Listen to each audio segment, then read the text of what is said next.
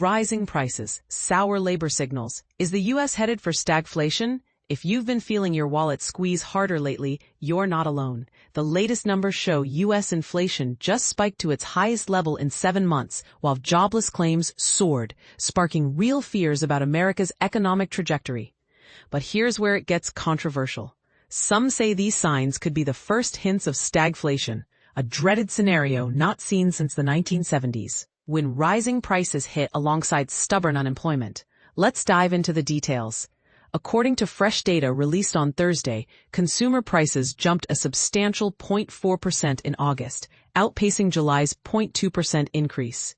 This means everyday essentials, from housing to groceries, are steadily costing more. The main drivers? Costs for rent and hotel stays shot up by 0.4%, and food saw an even larger surge, with prices for meals prepared at home leaping 0.6%. Notably, the price of beef and coffee has taken off, thanks to a mixture of import tariffs and previous droughts that shrank the national cattle supply. And this is the part most people miss. Policy decisions are playing a major role. The ongoing tariffs implemented during President Trump's tenure are finally filtering through to consumers, now that businesses have run out of stockpiled inventory bought at pre-tariff prices. Stephen Stanley, chief economist at Santander U.S. Capital Markets, warns that more tariff-related inflation is coming, and the evidence supporting this claim is mounting. On top of inflationary pressures, the jobs picture looks gloomy.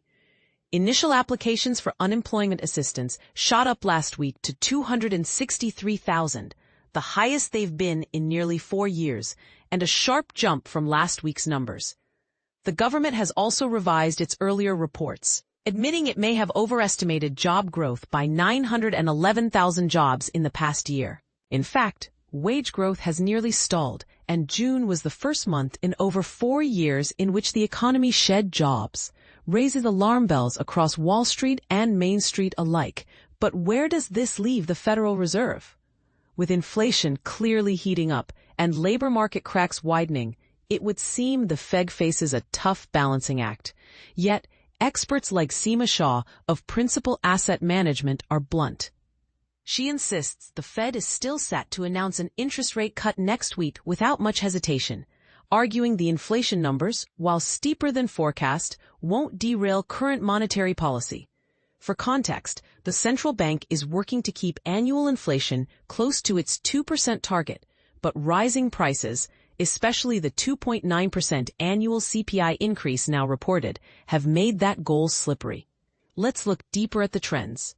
If you strip out the volatile food and energy prices, so-called core inflation still ran hot, rising 0.3% in August, matching July's uptick.